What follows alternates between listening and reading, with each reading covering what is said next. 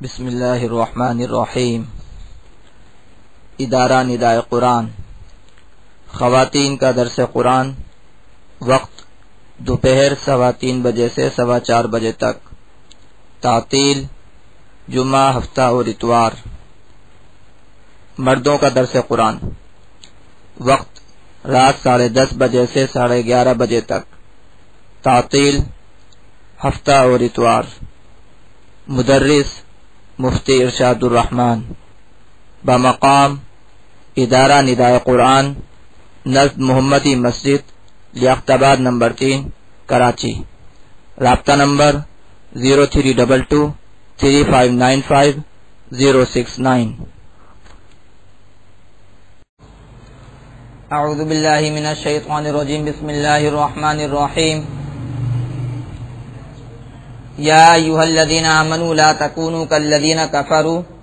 وقالوا لاخوانہم اذا ضربوا فی الارض او کانوا غزا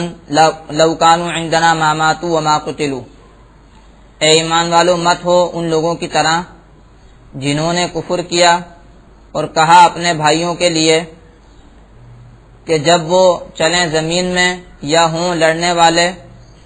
اگر ہوتے وہ ہمارے پاس تو نہ مرتے اور نہ مارے جاتے۔ یہ جو منافقین قسم کے لوگ تھے،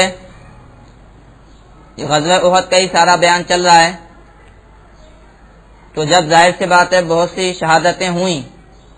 اور بہت سے لوگوں کو زخم لگے، تو جو منافقین قسم کے لوگ تھے تو وہ مختلف باتیں بنانے لگے، اور جیسے کہ بتایا تھا میں نے پہلے کہ بہت سے منافقین تو مدینے میں ہی رہ گئے تھے یہ کہہ کر کہ ہماری بات نہیں مانی گئی، ہمارا مشورہ نہیں مانا گیا۔ تو جب مسلمانوں میں شہادتیں ہوئیں اور زخم وغیرہ آئے تو وہ یہ کہنے لگے کہ اگر ہمارے پاس ہوتے یہ لوگ، یعنی اگر مدینے میں ہوتے تو نہ مرتے اور نہ مارے جاتے۔ یہ جو جملہ ہے کہ اگر ہمارے پاس ہوتے، اس کے دو مطلب نکلتے ہیں۔ ایک مطلب یہ نکلتا ہے کہ اگر لڑنے کے لیے جاتے ہی نہیں، جیسے ہم لڑائی سے بیٹھے رہے، ہم میدان جنگ میں گئے ہی نہیں، تو اسی طرح اگر یہ بھی لڑائی سے منہ موڑ لیتے اور لڑائی میں نہ جاتے تو نہ مرتے اور نہ مارے جاتے۔ ایک مطلب تو اس کا یہ ہے، اور ایک مطلب اس کا یہ ہے کہ اگر یہ جیسے کہ ہم نے مشورہ دیا تھا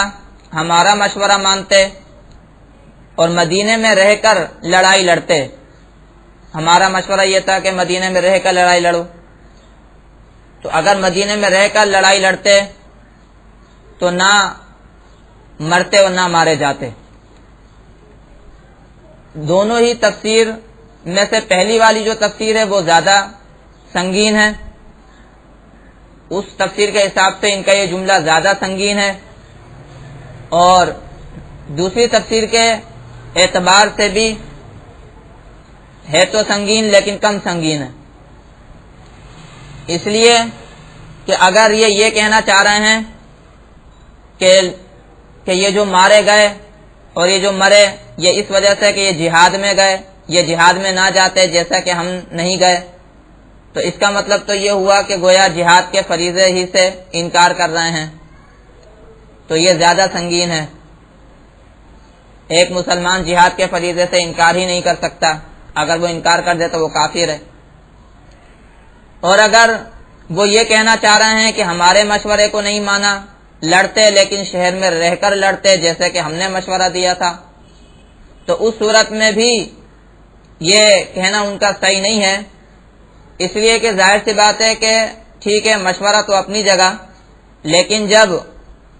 فیصلہ کر لے امیر، اور خاص طور سے وہ امیر جو کہ نبی ہے، تو ظاہر سی بات ہے کہ اس کی حکم کی تعمیل ضروری ہوتی ہے۔ دوسری جگہ قرآن میں آتا ہے وَمَا كَانَ لِمُؤْمِنٍ وَلَا مُؤْمِنَةٍ إِذَا قَضَى اللَّهُ وَرَسُولُهُ أَمْرًا أَن يَكُونَ لَهُمُ الْخِيَرَةُ مِنْ أَمْرِهِمْ، کسی مومن مرد یا کسی وَمَا كَانَ لِمُؤْمِنٍ وَلَا مُؤْمِنَةٍ کسی مومن مرد اور کسی مومن عورت کے لیے یہ جائز ہی نہیں ہے کہ جب اللہ اور اس کا رسول کوئی فیصلہ کر دے تو ان کو کوئی اختیار باقی رہے، ایسا ہو ہی نہیں سکتا۔ تو جب امیر فیصلہ کر دے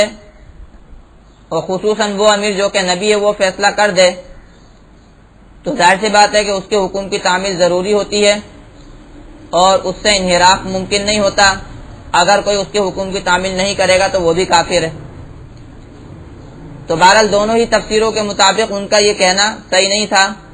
اور ان کے نفاق کی پول کھول رہا تھا اور یہ جملہ ظاہر کر رہا تھا کہ حقیقت میں وہ مسلمان نہیں تھے، حقیقت میں وہ ایمان والے نہیں تھے۔ اور یہاں جو اللہ رب العزت نے جو لفظ استعمال کیا ہے کہ وقالوا لاخوانہم، کہ انہوں نے کہا اپنے بھائیوں کے واسطے، تو یہ بھائی کا لفظ اس لیے استعمال کیا اللہ رب العزت نے یہاں پر کیونکہ انہوں نے بھی ہمدردانہ انداز میں ان لوگوں کو جو شہید ہو گئے اس جنگ میں اپنے بھائی قرار دیا ہوگا۔ اور جیسے پیچھے بھی جو جملہ اللہ رب العزت نے استعمال کیا تھا کہ ما قتلنا ہاہنا، کہ انہوں نے کہا کہ نہ قتل کیے جاتے ہم یہاں پر، تو وہاں پر بھی میں نے تشریح کرتے ہوئے بتایا تھا کہ بڑے ہمدردانہ انداز میں، گویا کہ حقیقت میں ہمدردی نہیں تھی لیکن انداز ہمدردانہ تھا، ظاہری طور پر ہمدردی جتا رہے تھے اور یہ جتا رہے تھے کہ جو لوگ گویا کہ شہید ہو گئے یا مارے گئے ہیں یہ ہمیں ان سے ہمدردی ہے، گویا کہ یہ ہمارے بھائی تھے۔ تو چونکہ وہ ہمدردی کے پیرائے میں اور ہمدردی کے انداز میں یہ کہہ رہے تھے اس لیے اللہ رب العزت نے اخوان کا لفظ استعمال کیا۔ اور دوسری وجہ یہ ہے،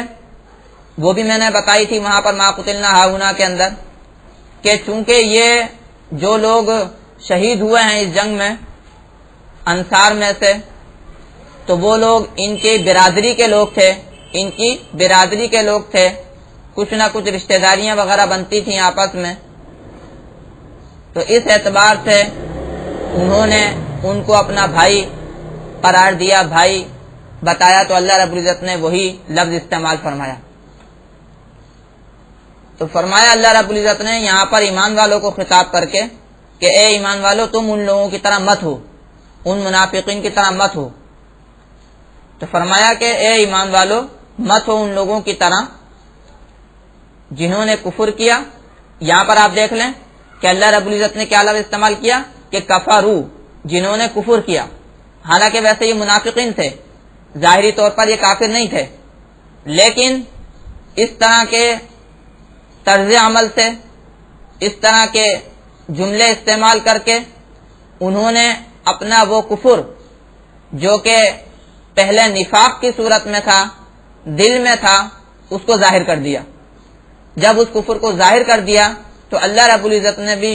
اس کے لیے جو لفظ استعمال کیا وہ یہی استعمال کیا کہ کفروا، کہ انہوں نے کفر کیا۔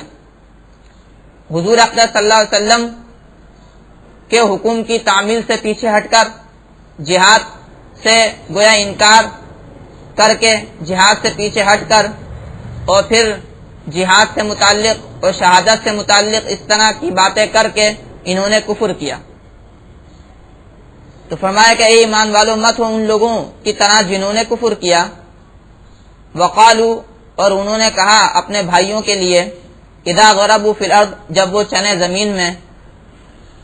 آپ کو پتا ہے کہ جہاد میں ظاہر سی بات ہے سفر ہوتا ہے، تو جب چنے زمین میں، او کانوا غزا، یا ہوں وہ لڑنے والے، تو انہوں نے کہا اپنے بھائیوں کے لیے کیا کہا کہ لو کانوا عندنا ما ماتوا وما قتلوا، اگر ہوتے وہ ہمارے پاس تو نہ مرتے اور نہ مارے جاتے۔ یہ انہوں نے کیوں کہا تھا؟ یہ اس لیے کہہ رہے تھے، اللہ رب العزت ارشاد فرما رہے ہیں کہ لیجعل اللہ ذلک حسرۃ فی قلوبہم، تاکہ اللہ تعالی اس کو کر دے حسرت ان کے دلوں میں، تاکہ اللہ تعالی افسوس پیدا کر دے ان کے دلوں میں۔ یعنی یہ جو کہہ رہے تھے یہ کیوں کہہ رہے تھے؟ بظاہر تو ہمدردانہ انداز تھا،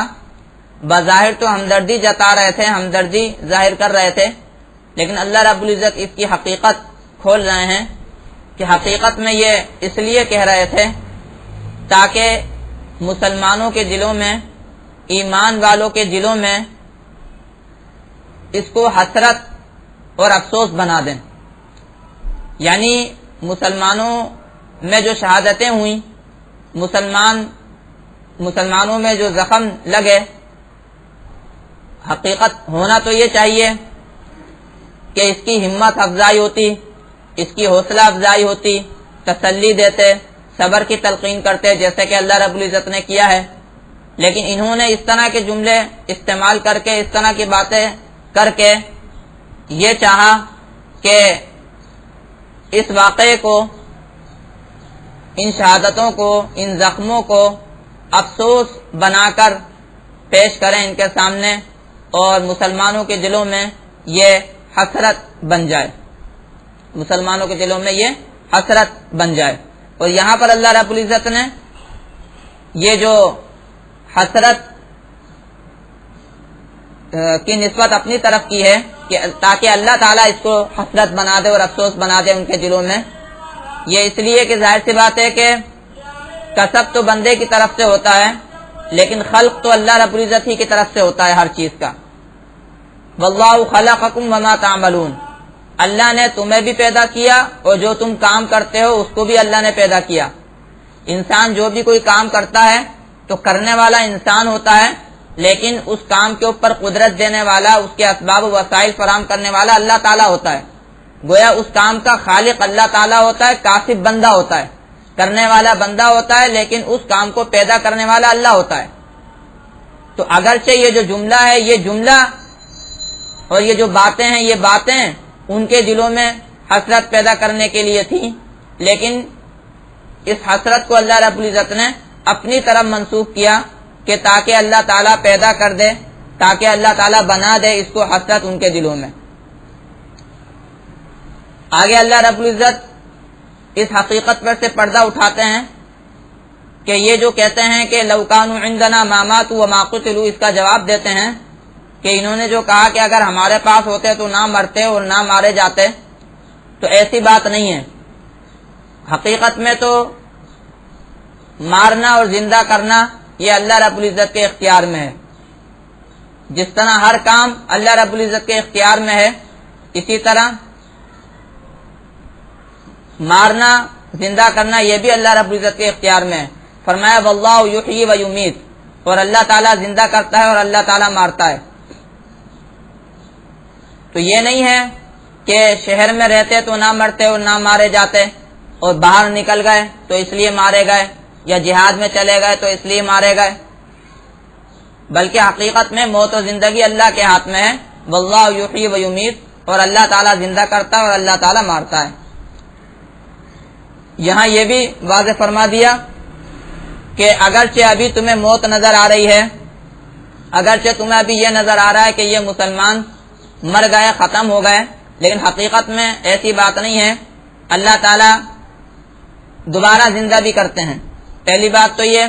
کہ جیسے دوسری جگہ اللہ رب العزت نے ارشاد فرمایا کہ جو لوگ اللہ کے راستے میں مارے جائیں ان کو مردہ مت کہو، وہ زندہ ہیں. دوسری بات یہ ہے کہ جو بھی اس دنیا سے جاتا ہے تو آگے جا کر پھر اللہ رب العزت اس کو دوبارہ زندہ کریں گے. تو اللہ رب العزت ہی زندہ کرتے ہیں، اللہ رب العزت ہی مارتے ہیں.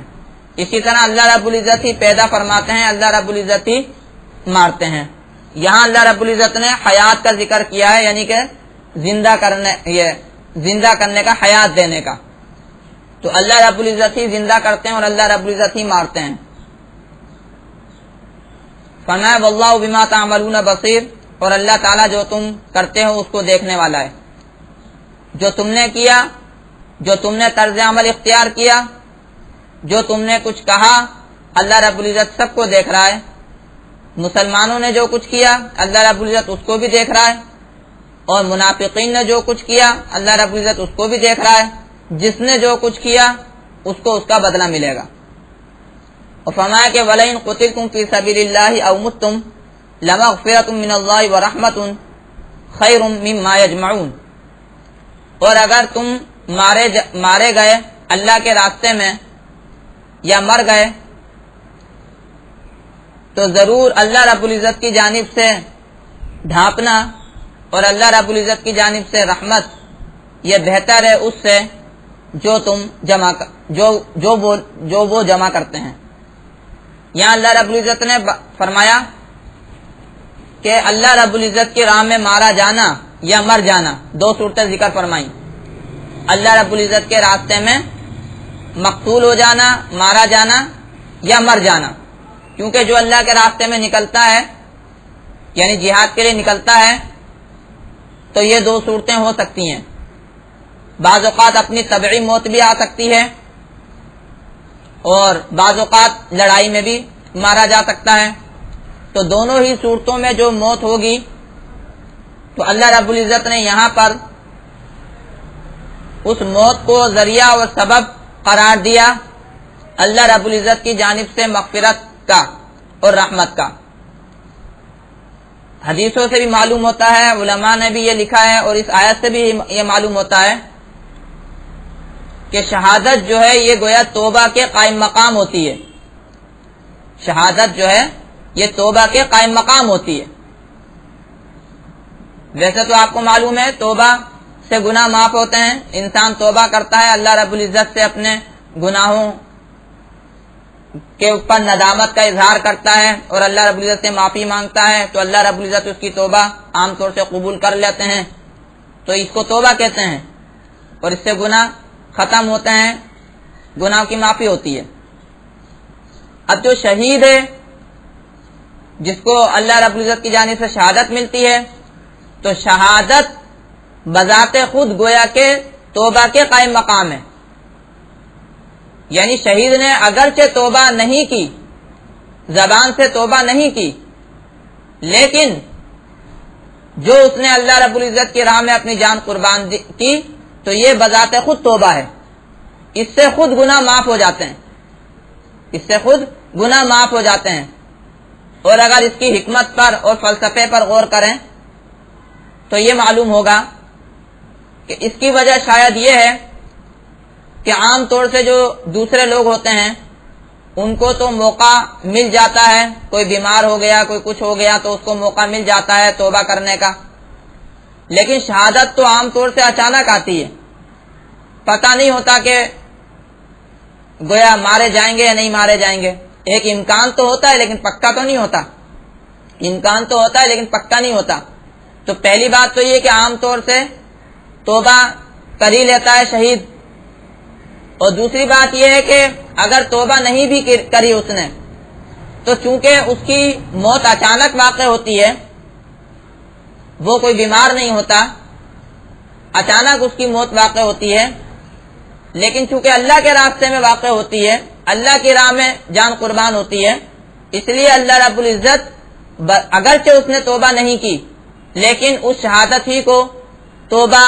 قرار دے دیتے ہیں اور اس شہادت ہی کی وجہ سے اللہ رب العزت اس کے گناہوں کی مغفرت فرما دیتے ہیں، چونکہ اس نے یہ اچانک جان دی اپنے اللہ کے لیے، اللہ کے دین کی سربلندی کے لیے، اس لیے اللہ رب العزت اس شہادت کو ہی گویا کہ توبہ قرار دے دیتے ہیں۔ تو یہاں پر گویا اللہ رب العزت نے یہ ارشاد فرمایا کہ اگر تم مارے گئے اللہ کے راستے میں یا مر گئے تو اللہ رب العزت کی جانب سے بخشش اور رحمت، جیسے میں نے کئی مرتبہ بتایا کہ مغفرت سے تو یہ ہوتا ہے کہ جہنم سے خلاصی ہو جاتی ہے،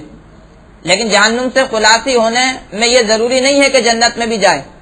اس لیے ساتھ میں پھر اللہ رب العزت کی رحمت کی بھی ضرورت ہوتی ہے، اور اللہ رب العزت کی رحمت ظاہر سی بات ہے جنت میں ملے گی۔ تو گویا یہاں یہ بتا دیا کہ شہید کی مغفرت ہو جاتی ہے جس کی وجہ سے وہ جہنم سے بچ جاتا ہے،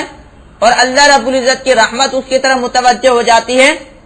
جس کی وجہ سے وہ جنت میں داخل ہو جاتا ہے۔ تو اس طرح شہادت کا یہ دونوں فائدے ہوئے،